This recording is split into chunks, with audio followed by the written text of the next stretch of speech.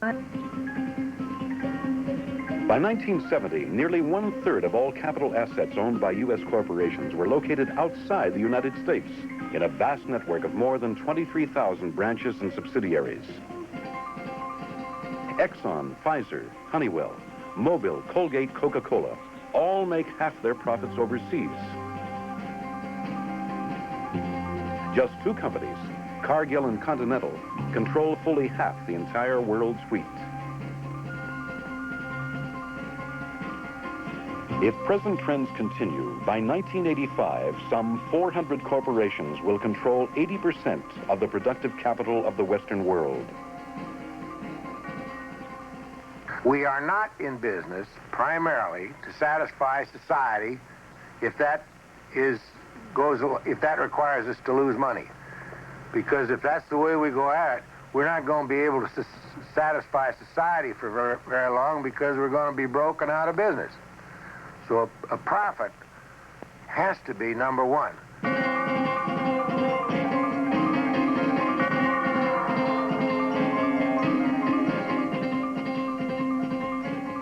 Who is this man and others like him?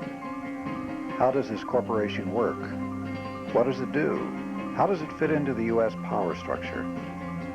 What impact do the multinational corporations have on our lives? We'll talk about this tonight on Alternative Views News Magazine.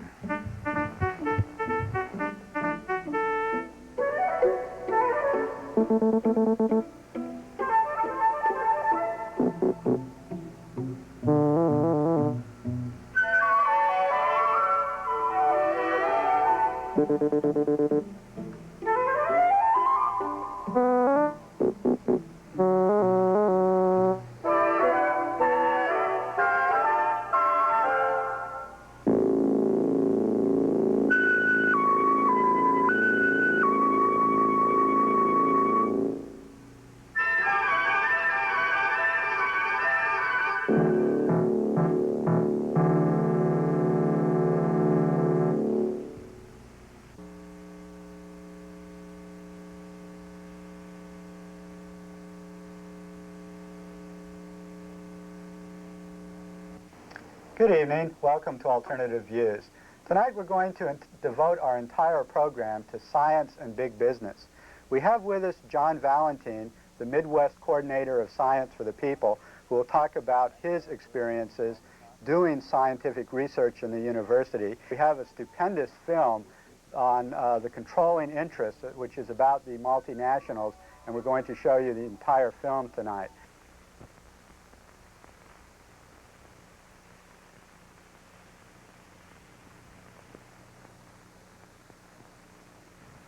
Not just I, our whole management and our board would agree that we're in business to make money. We are in business to grow and sell pineapple if it produces a profit.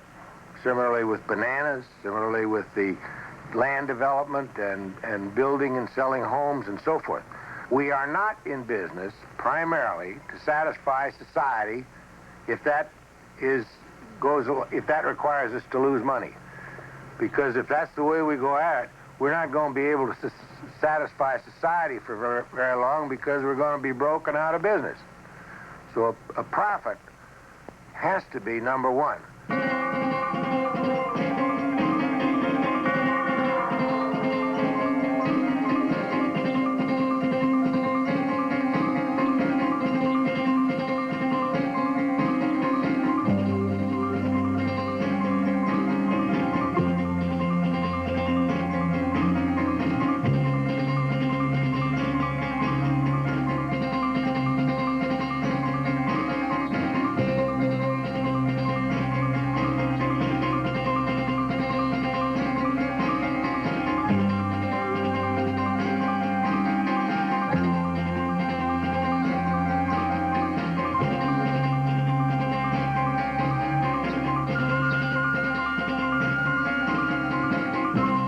The dozen largest corporations control more of the world's economic resources than all the farmers and workers, all the rich and poor, even all the other businesses of 2/3 of the nations on Earth combined.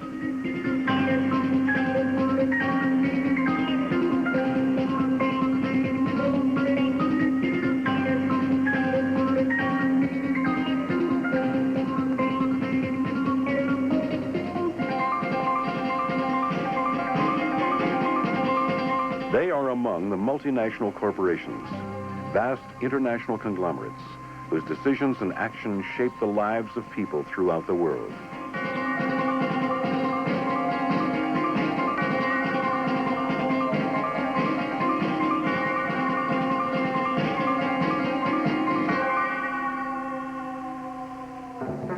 There are more than 200,000 industrial corporations in the U.S. today, yet 100 companies control more than half of all manufacturing assets.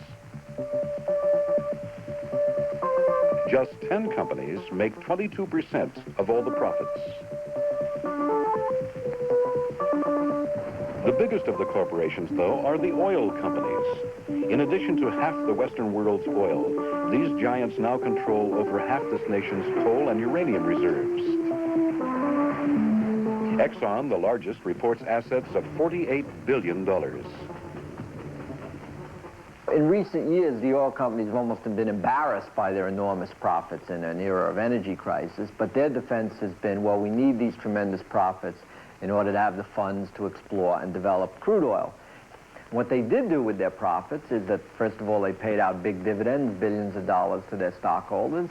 And secondly, as we've seen, we have situations where Mobil Oil goes out and takes a big hunk of its profits and buys Montgomery Ward. Or you have Atlantic Richfield going out and buying Anaconda, which is a copper company. You're not going to get any oil out of that. Standard of California buys itself 20% of one of the biggest mineral companies. And the topper of all was that Gulf Oil went after Ringling Brothers Circus. In banking, concentration is so advanced that America's 50 largest banks and insurance companies hold fully half of all financial assets. The top 5 banks alone have amassed $200 billion in assets. Moreover, the 50 largest banks and insurance companies share over 600 directors with the 200 largest industrial corporations. The investor gives you his money to use so long as you give him a return, which is greater than the original. That's it. So you have to grow. You can't stand still. But increased earnings come only from an increase in the size of your, basically, the size of your operations. Now, if you don't grow in the marketplace and your position begins to erode and relatively shrink, your whole financial structure is going to follow right on behind that, because of what I say. You do die. You either grow or you die? You die. By 1970, nearly 1/3 of all capital assets owned by U.S. corporations were located outside the United States in a vast network of more than 23,000 branches and subsidiaries. Exxon, Pfizer, Honeywell, Mobil, Colgate, Coca-Cola, all make half their profits overseas. Just 2 companies, Cargill and Continental, control fully half the entire world's wheat.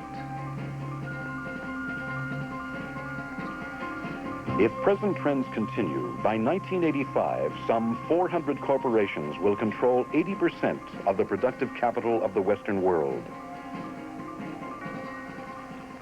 I guess I have to go into what we do as we analyze investment opportunities. We go through the complete economic study of an opportunity. And the basic why, of course, is profitability.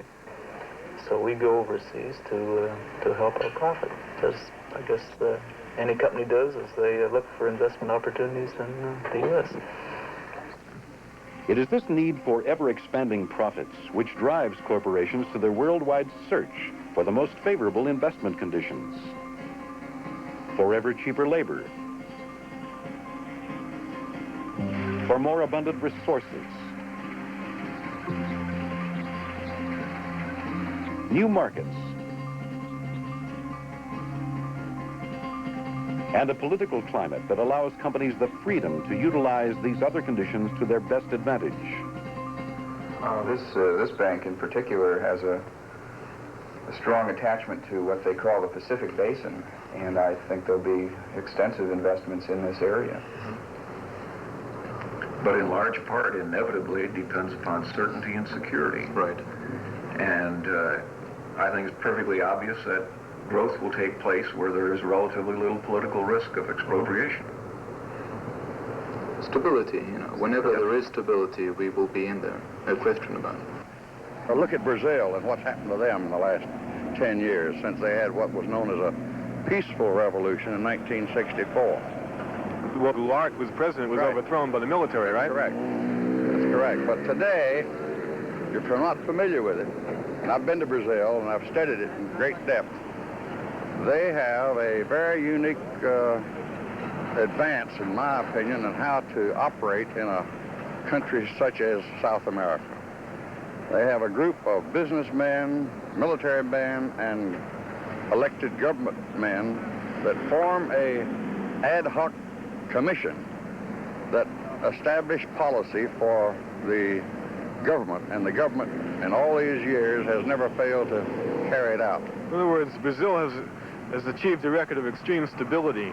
Right.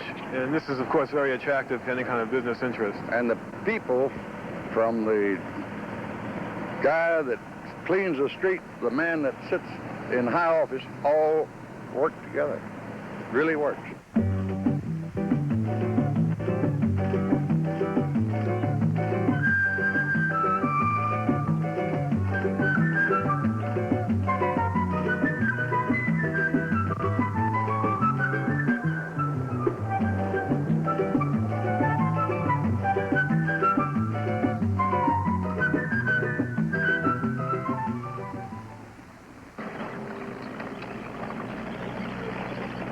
In 1964, Brazil's liberal government was overthrown by the military.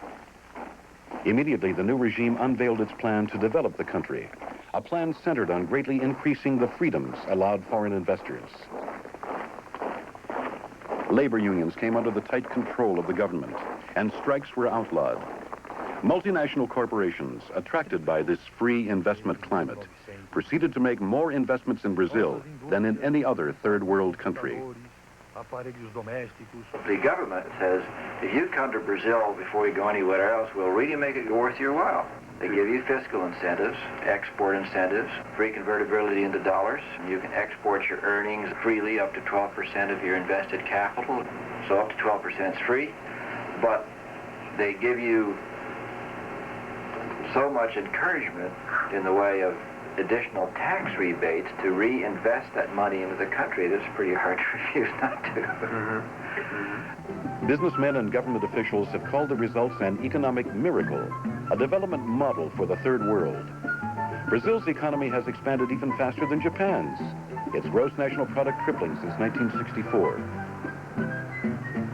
Brazilian executives have replaced North Americans as the world's highest paid managers.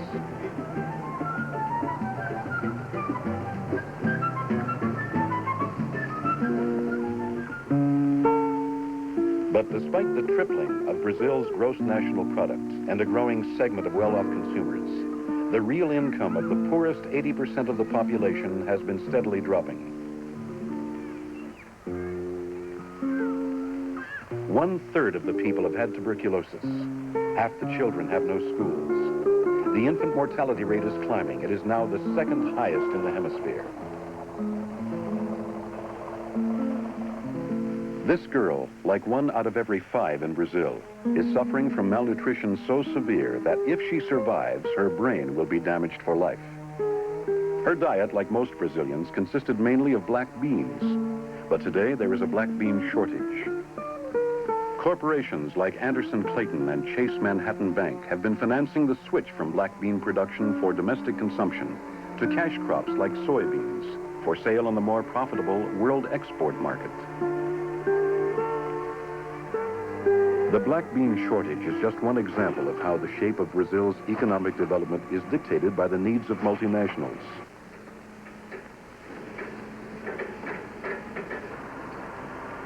Multinational corporations control 80% of Brazil's TV and radio industry.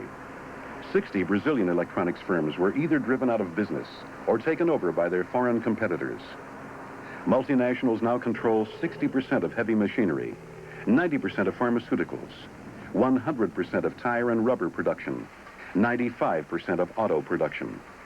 In 1971, Volkswagen made a 42% profit on its Brazilian operations.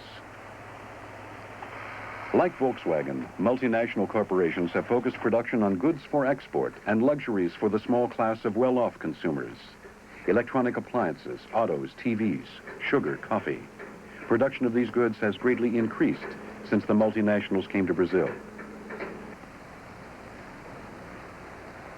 But production of basic necessities, housing, clothing, and food for the majority of the people has remained stagnant. In the countryside, speculators and large corporations have been buying up the farmable land. One foreign-owned cattle company now owns 7 million acres, almost the size of Belgium. A 60-year-old woman who worked for 20 years on one plantation said that she and 1,000 other workers were told to harvest your crop, plant grass for cattle, and get out. Unable to survive in the countryside, millions have migrated to the cities where they've joined the swelling ranks of the jobless and the underemployed.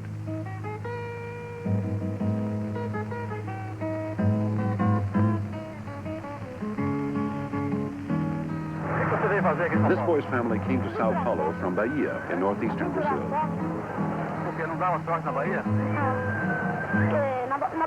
Well, in Bahia, it's very tough. My father's hunting for a job there, but couldn't find anything. Now I came here to São Paulo to try my luck. Don't you think that in this situation, dressed as you are, it will be hard to find a job?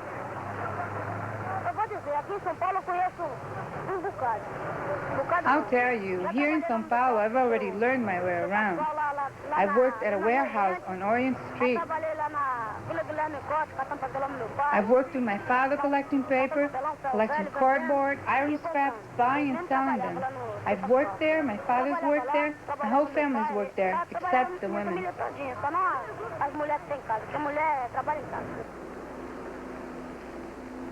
The high unemployment rate, coupled with government-controlled unions and the banning of strikes, has caused wages to fall.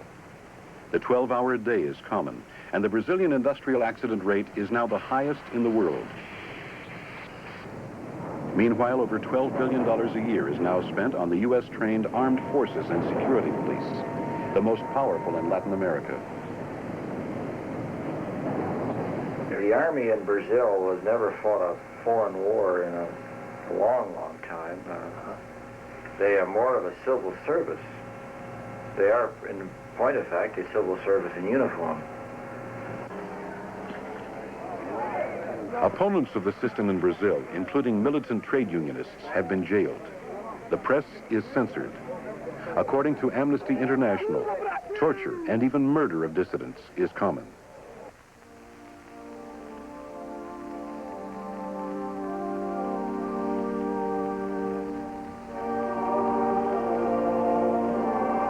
In 1975, 18 Catholic bishops and clerics issued a statement, banned by the military, on the condition of the Brazilian people.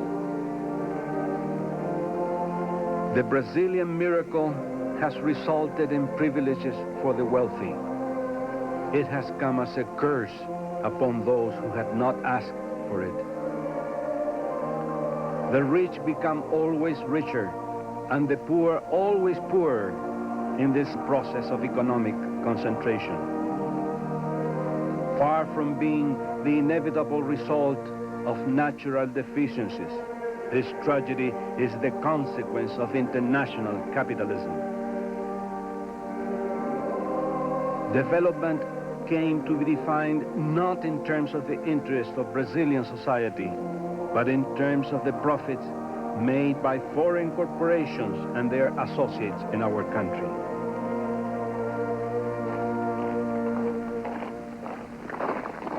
The absence of freedom, the violence of repression, the injustices, the impoverishment of the people, all in favor of foreign capital.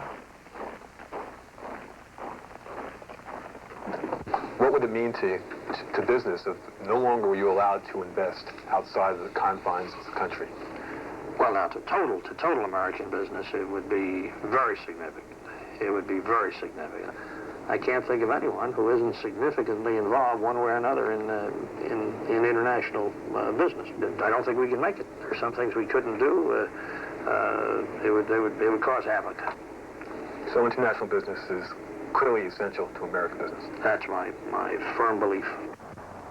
If this plant closes down, we no longer have any jobs. You've taken 600 jobs out of here and you put nothing back in. They'll be repossessing homes and cars and everything. I don't know. I don't know where I'd go. They may as well fold up half of the town. These people live in Greenfield, Massachusetts, a small New England city.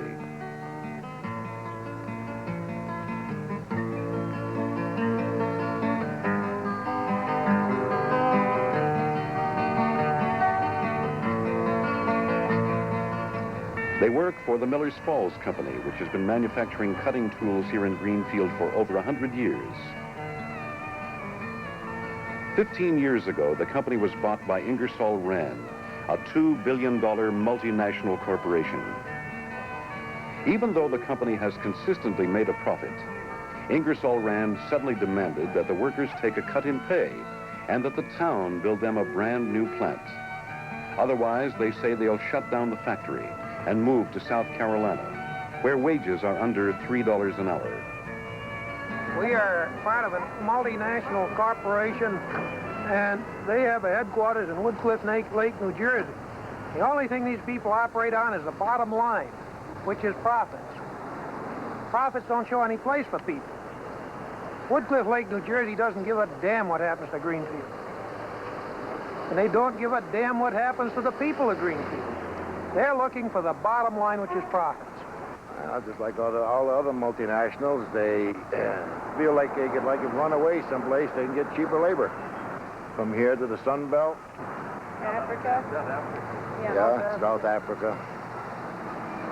I think they got 44 or 40 factories out of the United States. They can pay people less an hour and get work out of them. That's what they want. Workers at Miller's Falls first learned of the company's ultimatum by reading about it in the local newspaper, the Greenfield Recorder. Apprehension quickly ran through town. The union local began to consider its options.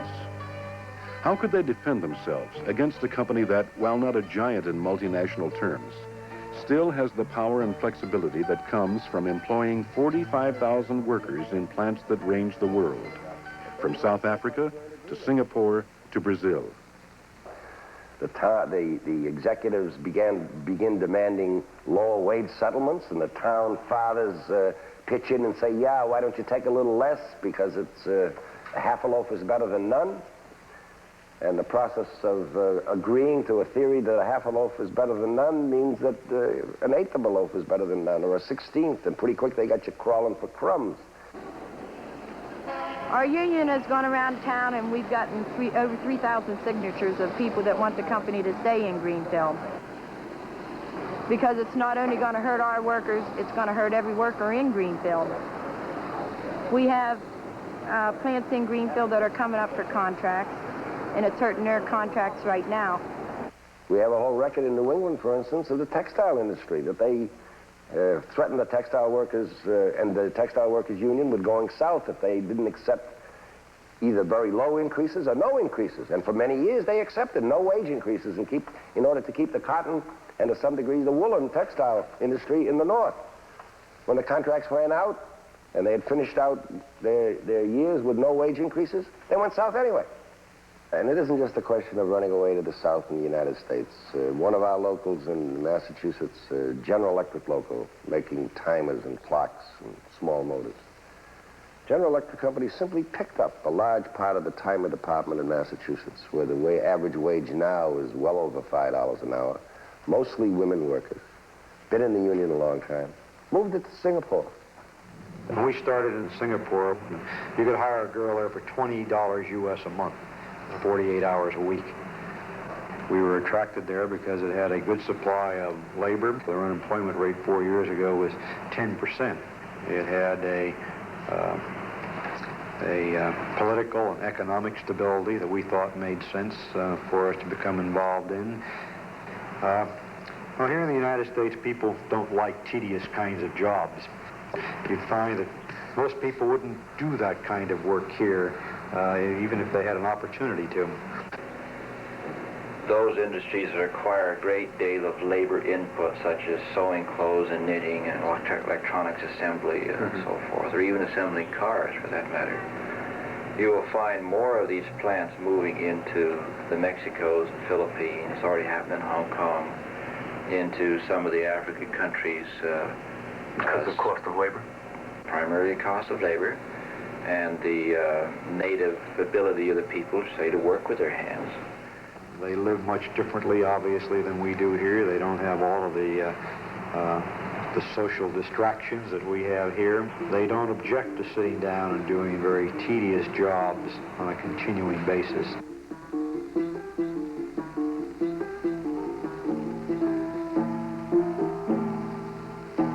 The president of Admiral International, explaining the move of his company's color TV assembly to Taiwan, said that the move won't affect pricing stateside, but it should improve the company's profit structure. Otherwise, we wouldn't be making the move.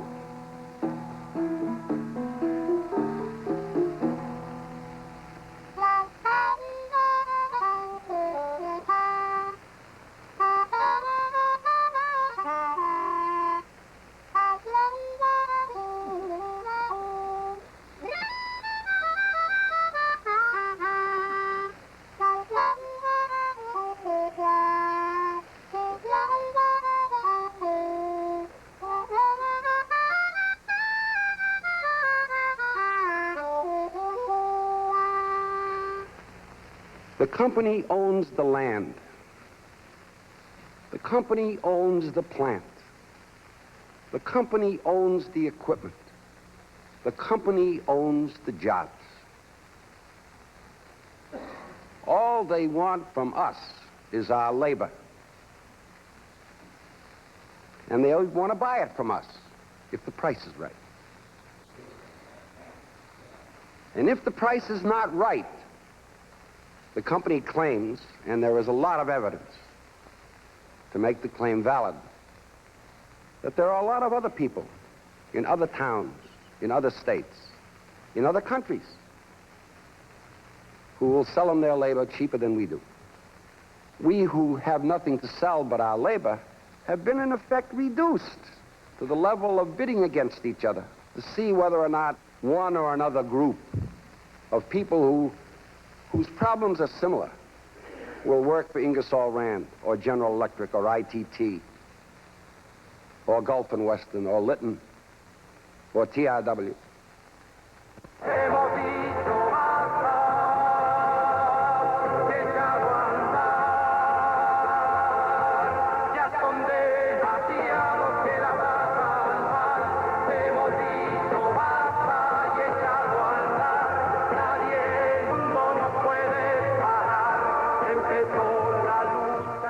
In 1970, Dr. Salvador Allende, a socialist, was elected president of Chile.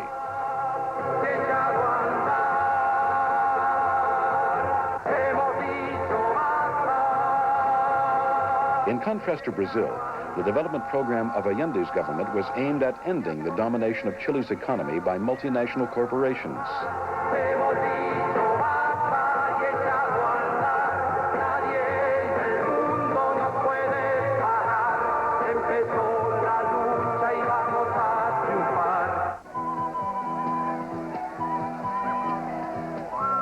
La gente se sentía optimista en el gobierno de Allende. The people were optimistic about the Allende government because it was committed to begin solving our problems.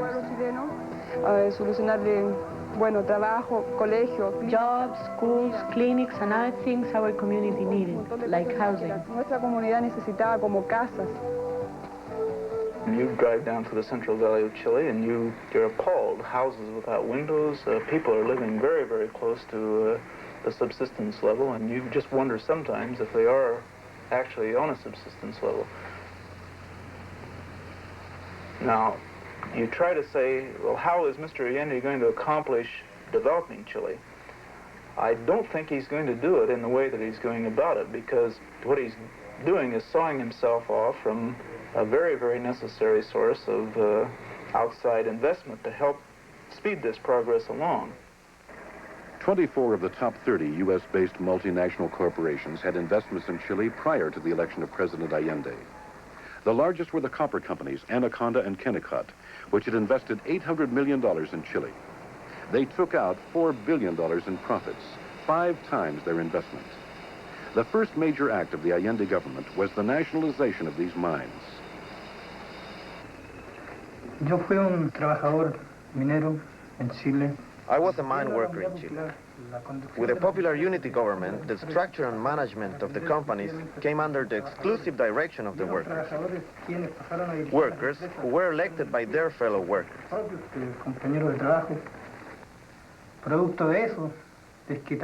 As a result of this, they increased production because their factories' profits now benefit them directly, rather than benefiting the owners, as had been the case through history.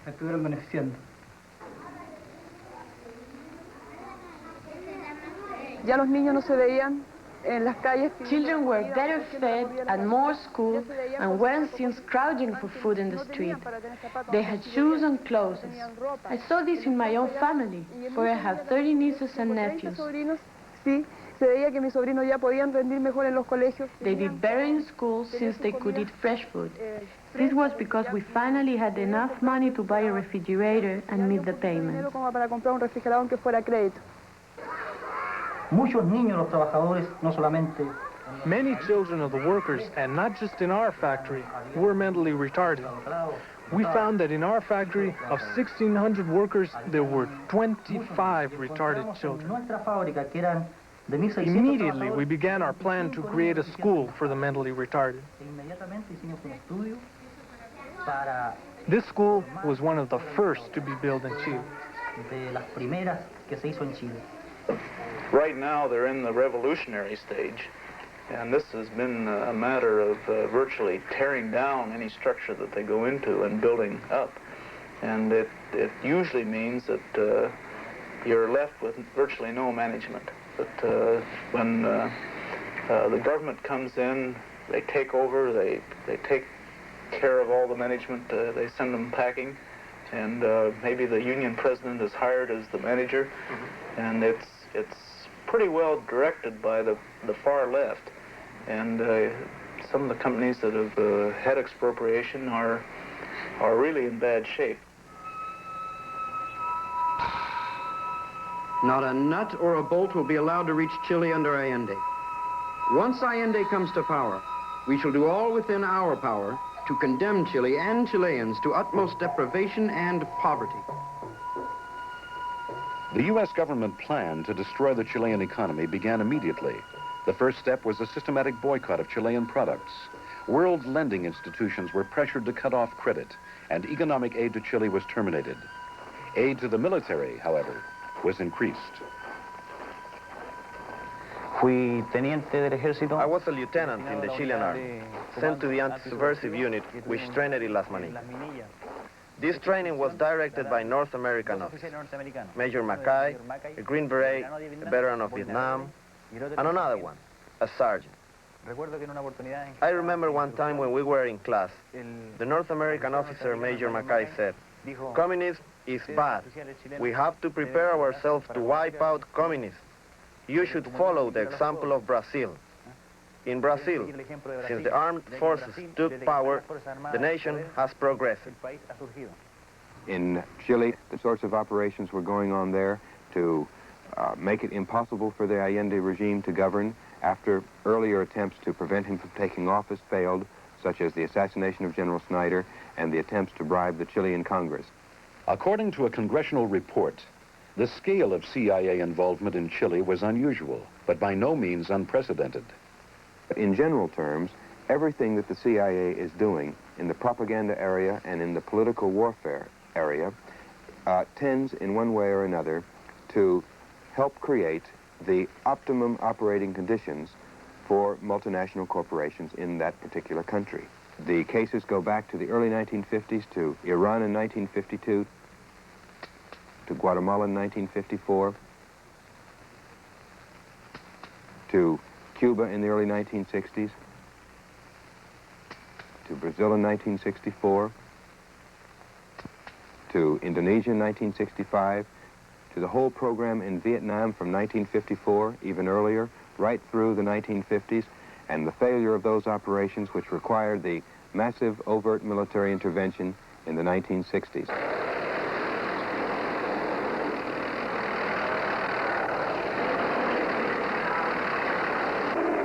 The purpose of America is never to suppress liberty, but always to save it. The purpose of America is never to take freedom, but always to return it. 1 month ago, it became my duty to send our Marines into the Dominican Republic, and I sent them for these same ends. I think that the Dominican Republic was a situation where we indulged in a certain amount of overkill. Well, we sent in 25,000 American troops before we got through, which, as I say, was overkill. I think we overdid it. U.S. intervention in the Dominican Republic blocked the return to office of Juan Bosch, the first democratically elected president in 40 years. His reform constitution had called for profit sharing by workers, the distribution of land to poor peasants, and restrictions on foreign ownership. Nevertheless, if you look at it as a case study in something that turned out pretty well, the Dominican Republic is certainly that. They have a stability down there that they would never have had otherwise, and a prosperity that they never would have had otherwise, and I think the people on the whole are reasonably happy. Since the invasion, the U.S.-based conglomerate Gulf and Western has become the biggest investor and the largest private landowner in the Dominican. In addition to $200 million of its own investments, Gulf and Western controls an industrial free zone, free of taxes and regulations, which it rents out to other U.S. companies. An investment report for one of these firms states, the present minimum wage in the textile industry is 30 cents per hour. What is more, with 4 to 5 applicants for every available company job in the Dominican, the company has the opportunity to expand rapidly within a framework of labor peace and dedication to work. At the time of this interview, Ball was the senior partner in Lehman Brothers, a Wall Street investment bank. From the point of view of the investor, you're looking at the policies of a government with respect to foreign investment. Is it hospitable? Does it welcome foreign investment, or does it want to squeeze foreign investment? And you're looking at the issue of stability, which is very important. Now, from the point of view of the social situation, he was interested in the degree to which the labor force is prepared to work. He's interested in the degree of unrest that may prevail in the country and in the society, because he doesn't want to have a succession of strikes or problems with his workforce. Ball is not unique. The list of government officials linked to major corporate interests seems inexhaustible. Lawyer for Standard Oil and the Rockefellers. Head of the Rockefeller Foundation.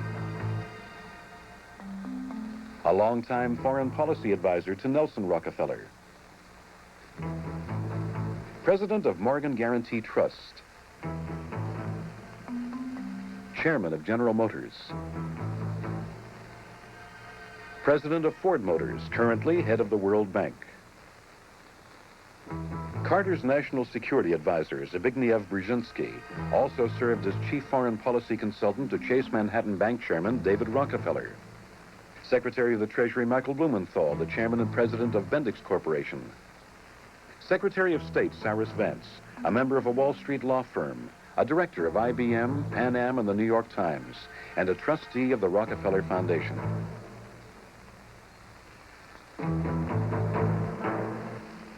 I have been in the United States government 5 different times in my life. Most of my life, however, has been spent in the private sector as a lawyer. But ever since 1968, I've been a banker.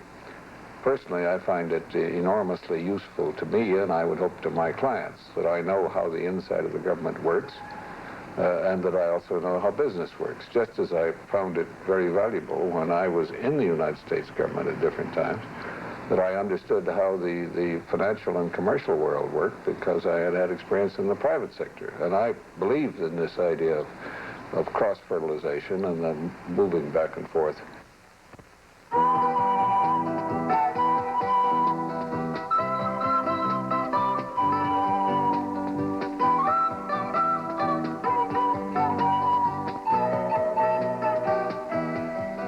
Chile, still under Allende, is a very democratic country. They have a Congress, and they have very single-minded government services like Banco Central or professional people. So it really isn't quite as you see in the papers. There's still a lot of independence in Chile, and the armed services, of course, are a moderating factor.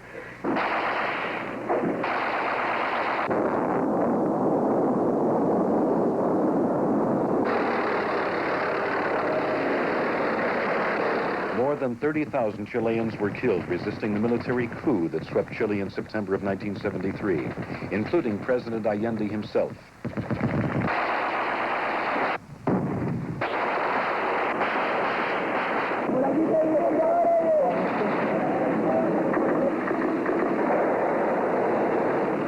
Nuestra empresa en la cual yo trabajaba fue completamente rodeada. Our factory was completely surrounded by the military, and they began looking for the leaders. Muchos compañeros nuestros fueron... Many compañeros were taken prisoner in our factory, put on army trucks, and taken to the jails and the concentration camps.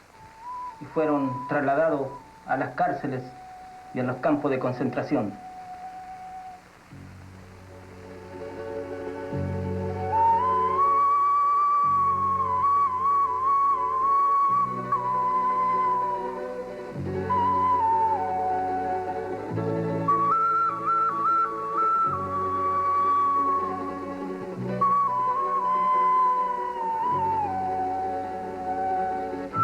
Since the military coup, the junta has denationalized many industries.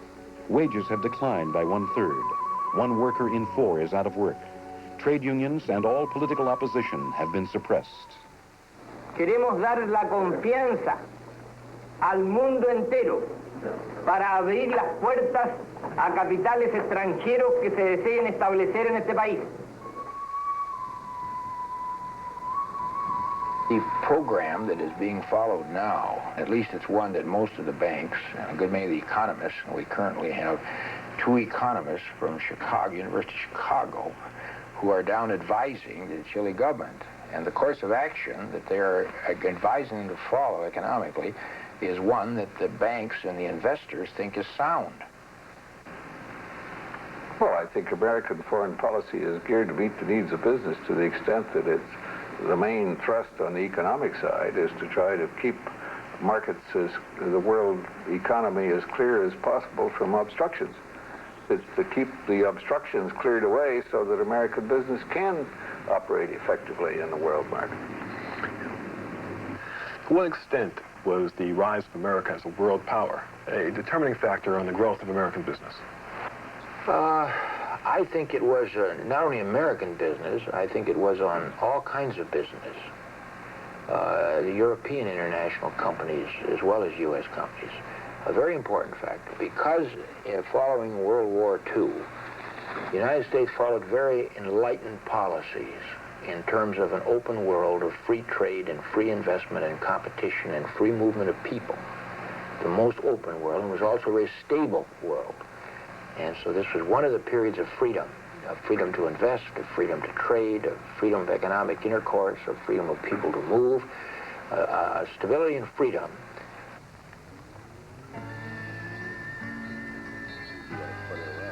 In Greenfield, union members have been negotiating with Ingersoll Rand in their attempt to keep the company from moving away. The town had already offered to provide the company with a new plant. After 4 months, the union was faced with the company's final proposal. We have to bear in mind the power of this company in relation to our power. We have the power to shut the company down. We have the power to go in the shop and take it away from them for about 12 hours. Then the cops and the National Guard will come. There has to be a way to protect ourselves from Ingersoll Rand and the rest of them beyond the organization and the contract of any community. If we knew how to defend ourselves economically and organizationally when the plant was there and couldn't operate without us, and now we discover that the plant has the whole world to run away into, then we have to discover that way in which we can politically prevent them from doing this to communities, to families, to the country. We need the kind of protection that will be effective with the force of law, with the force of the police, with the force of the National Guard on our side. In order to do that, we have to have political power. We're defenseless without it. You have had what we believe is probably their final proposal, and I say probably because the whole thing is a gamble. Even if we were to accept this proposal, there is no guarantee that Ingersoll Rand, somewhere in New Jersey, will not refuse it and move south anyway. The inclination is to say no. And if we have to have a showdown with you, let's have it now. The difficulty with that is that in such a showdown, they will probably move. The agreement we have just reached with them is not a victory for us. It is simply a hope that we can keep this plant in this state and still have enough money in our pocket to pay the grocery bill. We've not made any gains. In fact, for the next 4 years, we will not make any gains at all. The multinationals have no loyalty to any country, except where they can make the most money. If they can make it most in America, they'll do it. If they can make it most in Penang, they'll do it. If they can make it most in Rhodesia, they'll do it. If they can make more in Chile, they'll do it. So that we are all subject to the sort of the country of the multinationals, which is the whole world, or at least that part of the world that will let multinationals in. And they have also as their allies American foreign policy, because all of a sudden when the Asians or the Africans or the South Americans, as in Chile, begin a struggle against the American multinationals who have taken over their country, all of a sudden we discover that we are in a dispute about freedom. What they mean by that freedom is the freedom of American multinationals to make profits in any place in the world.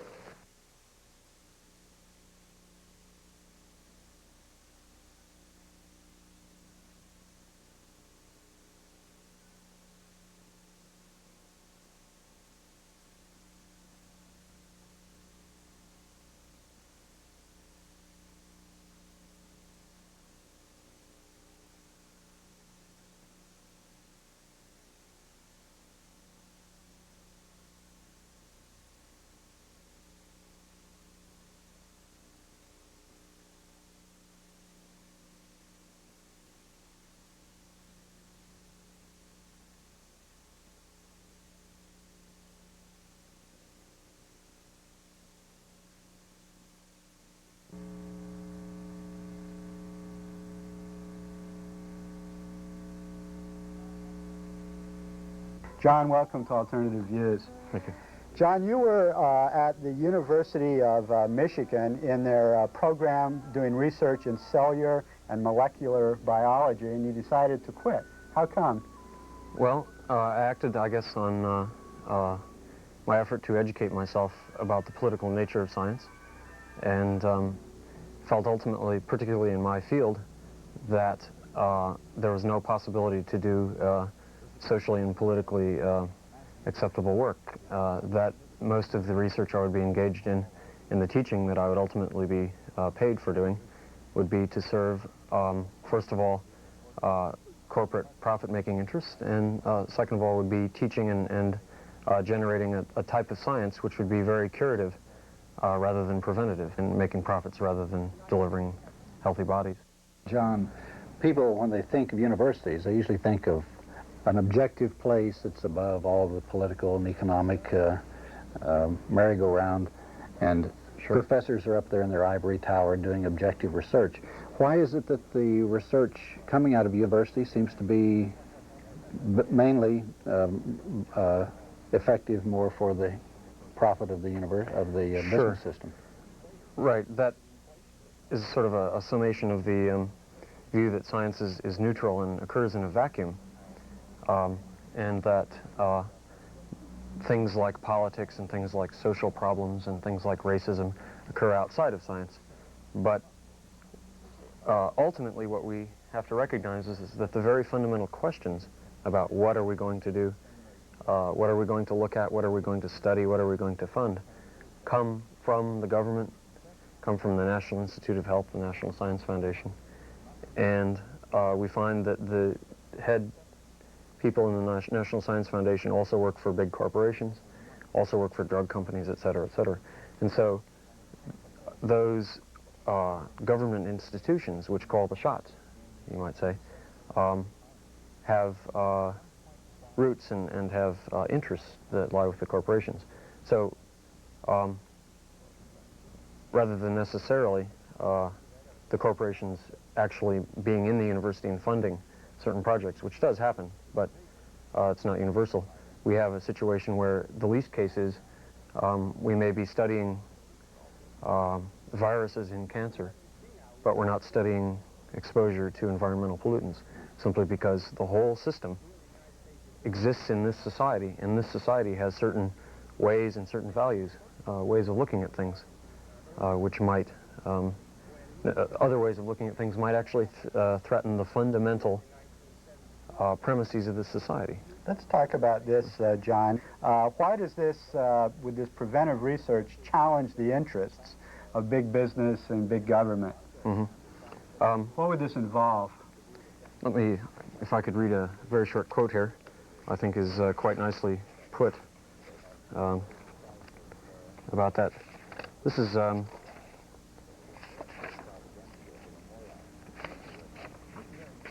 small piece from an article by David Ozanoff called The Political Economy of Cancer Research. This is a quote.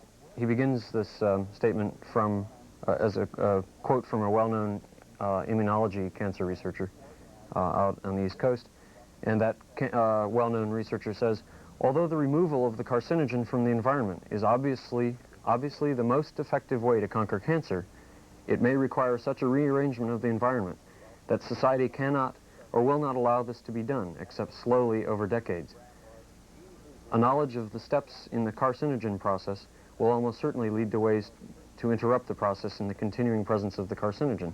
Then Ozanoff, who's analyzing the statement, continues. In this context, quote, rearrangement of the environment, unquote, is another way to say interfering with the economic and social structure, is another way to say interfering with economic and social structure, while, quote, society, unquote, that objects is, of course, a small group of people who benefit from the cancer-causing activities. So, to intervene with the causes of cancer is much more complicated than simply telling people not to eat this or to do that. It involves the whole attitude towards corporations in this country, the whole idea that they're free to market or to sell anything they want, and that they're not really responsible if it harms people ultimately. So you see that the main problem then with disease is unregulated industry in a sense. Partly, yeah. It is a complex problem having to do with the things we eat and things we do, so-called lifestyle, but in a sense that is true. And there's a singular concept here involved, and that is that in our kind of society, which is called a capitalist society, we externalize the costs of industry. That is to say, if somebody gets sick from a product we produce that may not be necessary to society but produces profits, if somebody gets sick from that product, the people who pay for the hospital bills are society. That's called externalizing your costs. If you internalize your costs and consider that if someone gets sick from a certain product, it's all of society's problem, then in the long run it's much more economic to in fact regulate and or have a whole system which in which a corporation is directly responsible. You know, one could say, well, we don't really care how you go about it. We just want you to be responsible for what you do. And in this system, that doesn't happen. So that's sort of the problem. It's not a simple matter of making more and more laws to regulate things farther and farther, because we simply have to we would enforce ourselves to death.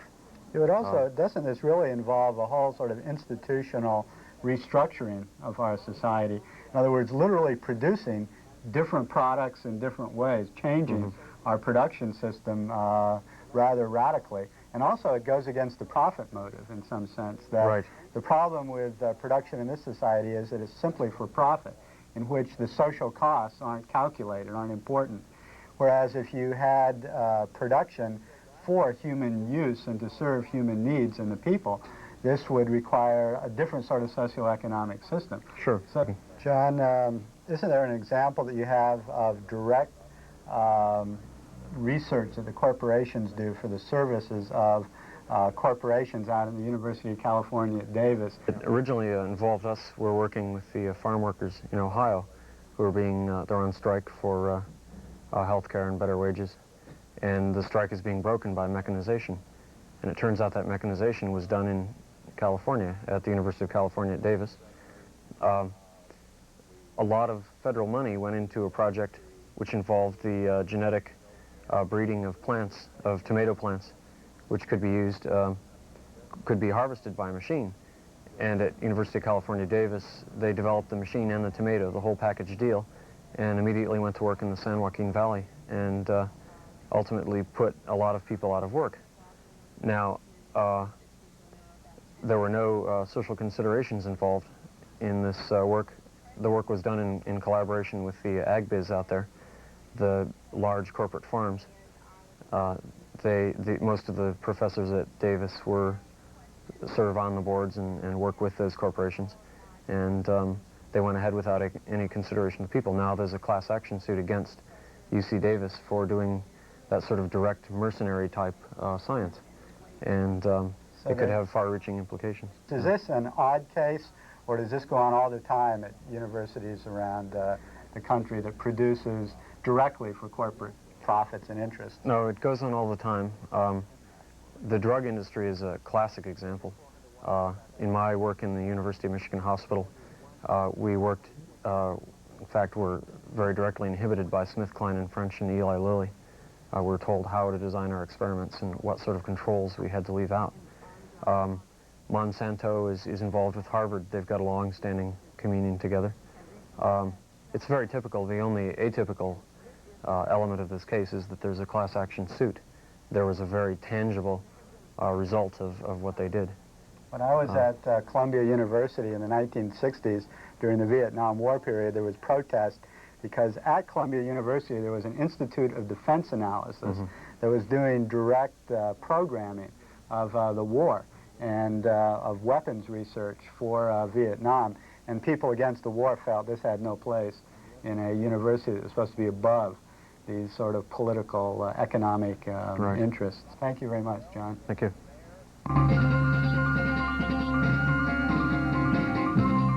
The dozen largest corporations control more of the world's economic resources than all the farmers and workers, all the rich and poor, even all the other businesses of 2/3 of the nations on Earth combined.